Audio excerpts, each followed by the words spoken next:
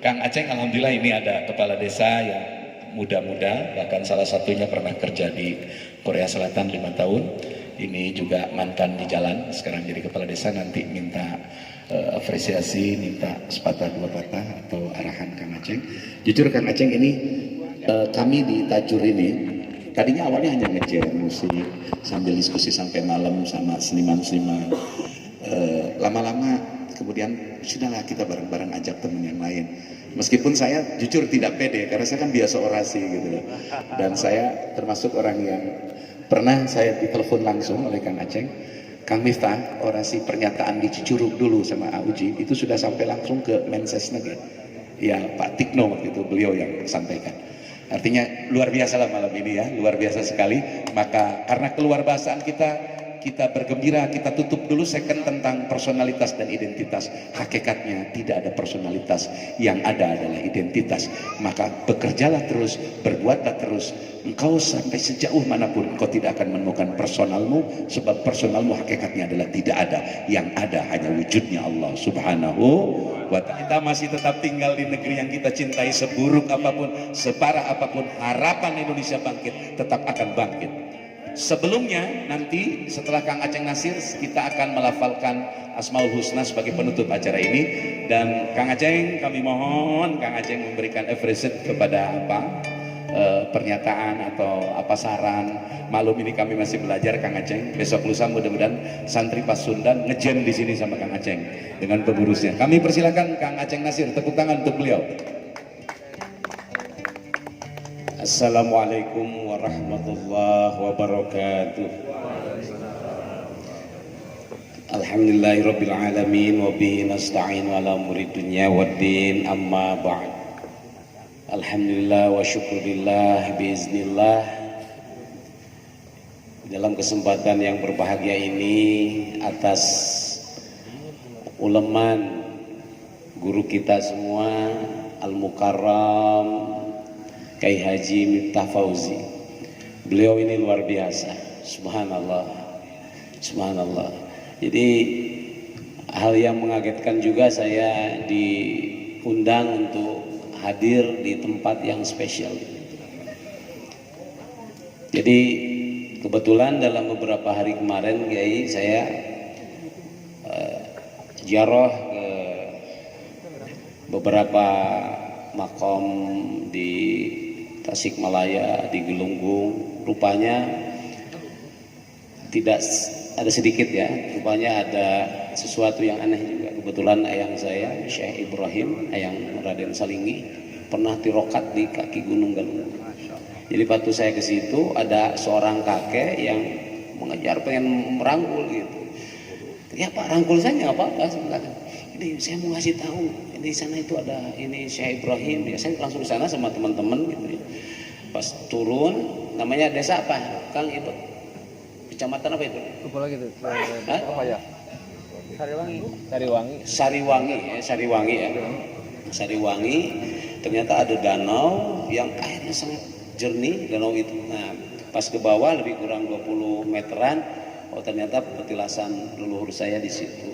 Beliau tirokat cukup lama di kaki Gunung Galunggung, yang selanjutnya menjadi ya alhamdulillah salah satu ulama besar di Limbangan yang menyebarkan syiar Islam. Dan kebetulan dari keturunan beliau ini banyak melahirkan ulama-ulama, kecuali saya bukan. Cikelepu ya, saya di Cikelepu. Jadi dari situ, ini cerita sedikit ya, boleh ya? Besoknya saya balik lagi ke Tasik karena harus ada semacam ilham Pak. Ya, jadi ada makom walahir ya, awal dan akhir gitu ya. Di situ subhanallah, ini di luar cerita nalar gitu ya. Lah hadirlah diantaranya Pangeran Langlang Buana, Pangeran Jaga Raksa, terus Syekh Nurjati juga.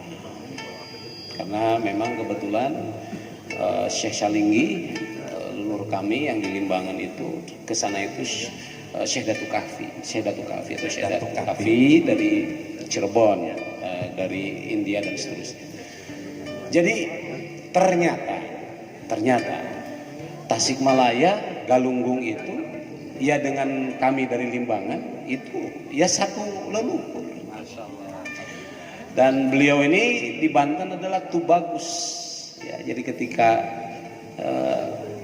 kami silaturahmi seperti dulu masih ada ayah almarhum Abu Yadimyati dan seterusnya. Karena dari Banten itu juga Syekh Sultan Hasanuddin kan putranya Syarif Hidayatullah, dan dari yang kesininya juga rutunya ke Galunggung juga sama. Jadi kita ini berkumpul sebenarnya bukan siapa-siapa, kita ini saudara kumargi paremen obor. Batas-batas wilayah ini yang menyekatkan silaturahmi. Sementara universalisme dan kosmopolitanisme Islam tidak ada sekat, tidak ada batas, disatukan dengan satu kalimat la ilaha illallah Muhammadur Rasul. Ya, karena itu di tempat yang penuh berkah ini saya maupun beliau juga kemanapun ceramahnya selalu mengajak, ayo tong hilap sholat sholawat jeung silat. Itu salah satu dasar fondasi bangsa Indonesia. Indonesia tidak akan kuat, tidak akan kokoh kalau umat Islamnya pecah belah karena kepentingan politik, kepentingan kekuasaan, kepentingan perut, kepentingan tikoro pendek. Umat Islam kepentingannya satu, bagaimana tegaknya la ilaha illallah Muhammadur Rasulullah. Budayawan, seniman maupun unsur-unsur lainnya itu adalah merupakan khasanah bangsa. Islam masuk. Kebetulan di daerah kami merupakan persinggahan dari Sultan Agung, pasukan Sultan Agung termasuk Tasik di sini. Pasukan Sultan Agung Tridayasa termasuk masuknya ke kaki Galunggung dan tempat pertemuan Walahir itu ternyata tempat perkumpulan para aulia.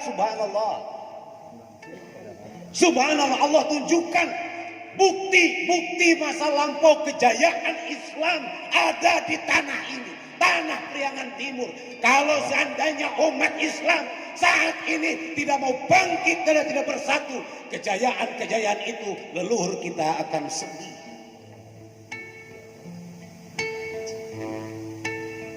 Oleh karena itu saudara-saudaraku sekalian, subhanallah, ini malam awal daripada penyatuan hati. Ini malam adalah mempertemukan insan-insan yang diikatkan oleh kalimat-kalimat Allah. Umat Islam tidak ada batasan negara.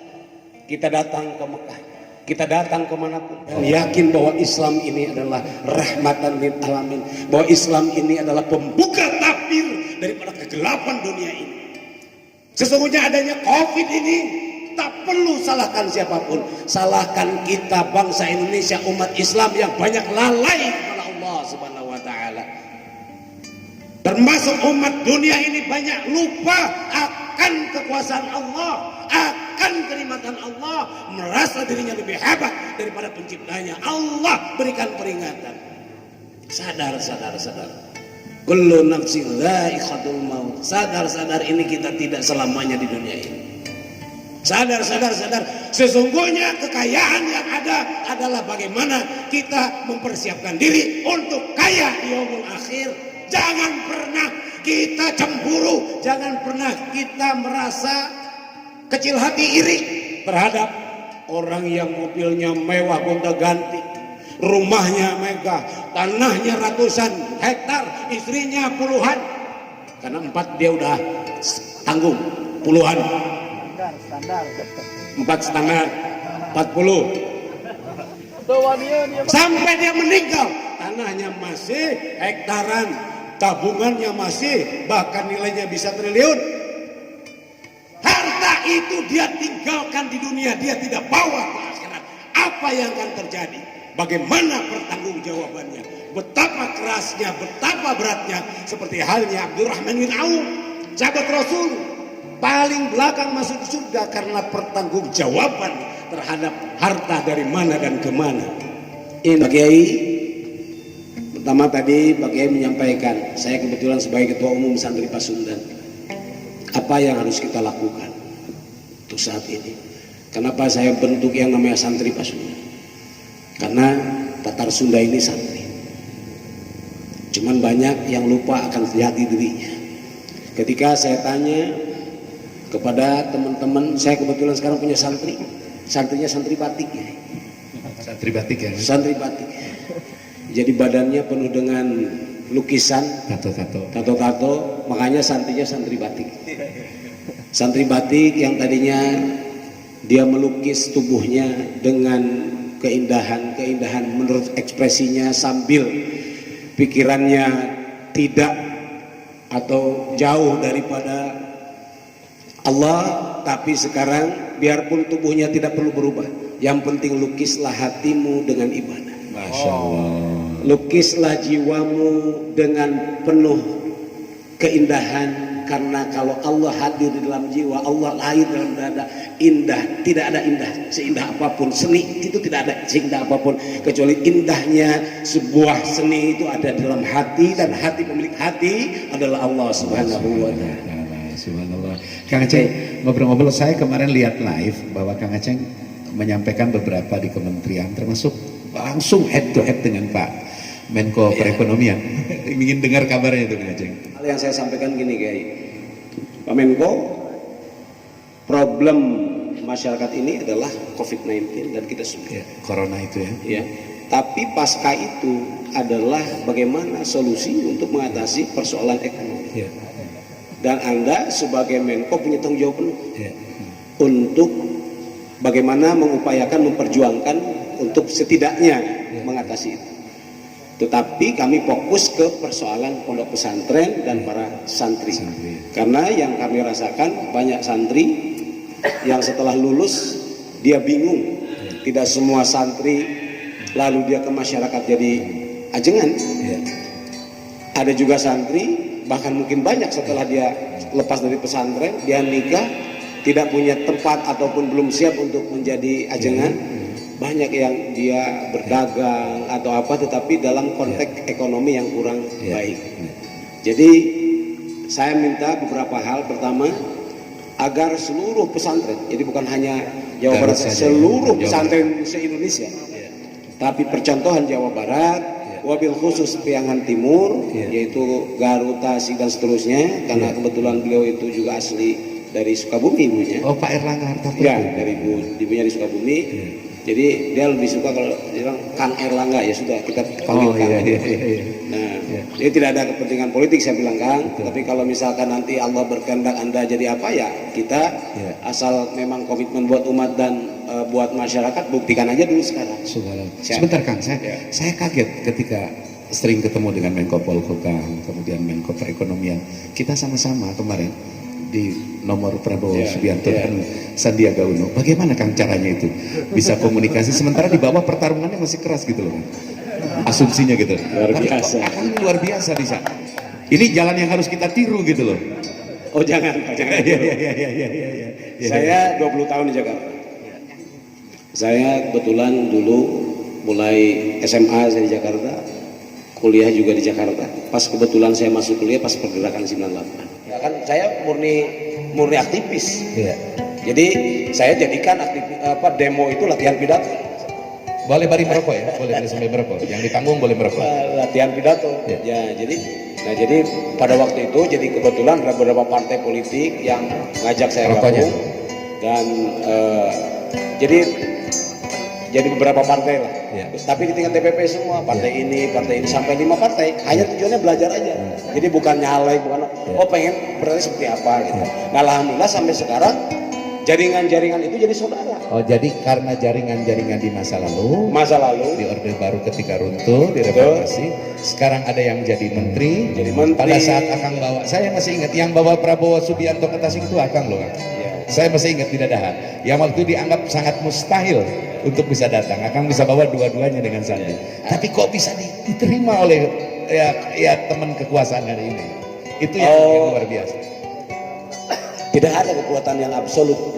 Setiap masa ada orangnya, setiap ada orang ada masa. Masya Allah, tepuk tangan untuk Tidak ada ada. Gium yang luar biasa.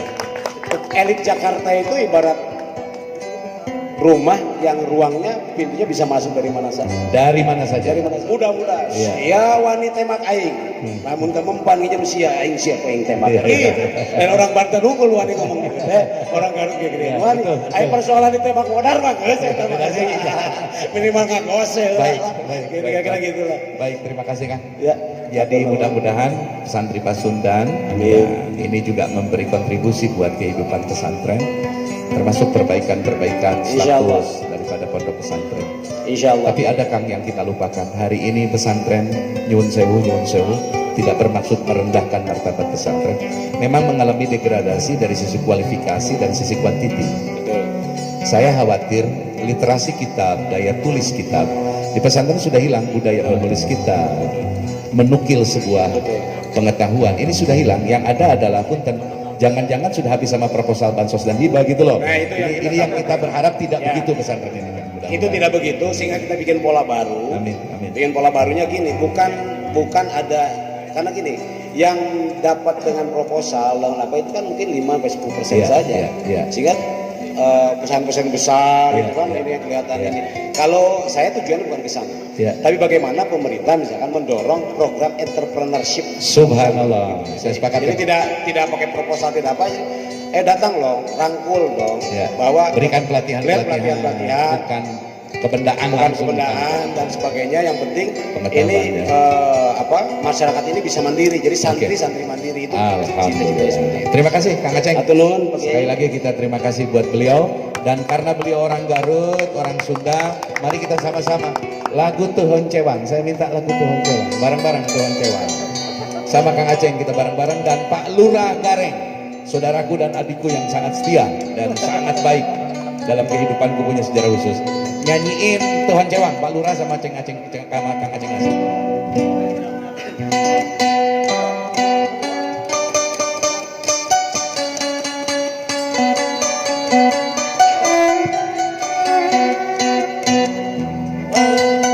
Sukorea, berkatnya pahlawan bangsa. Di sini, dan hadirin sebagai penutup closing, saya ingin mengajak dikir, semacam dikir wajib lah. Wajib itu bukan wajib secara syar'i, tapi wajib dalam komunitas kita. Insya Allah.